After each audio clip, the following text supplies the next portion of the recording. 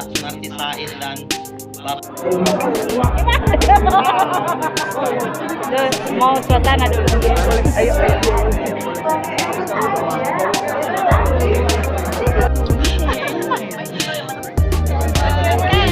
Satu, dua, tiga, bebas semangat. Video. Orang Bone, dia orang Bone, papa saya orang Bone, mama saya orang Luwu. Kita foto bareng.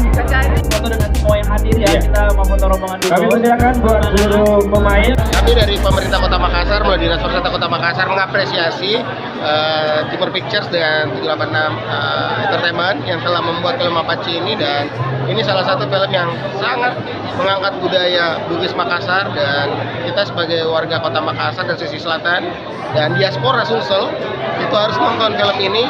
Ajak keluarga kita yang tanggal 24 Agustus ini akan tayang perdana.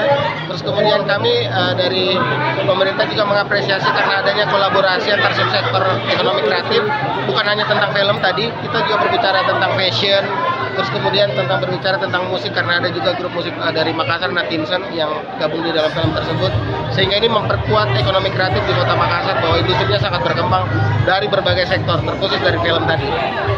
Erwin harus berbesar hati untuk meninggalkan pasangannya yang sudah menikah, jadi itu adalah sebuah tantangan untuk bisa menjalankan karakternya sih. Tapi alhamdulillah semuanya bisa berjalan lancar dan sudah siap untuk ditonton di tanggal 24 Agustus.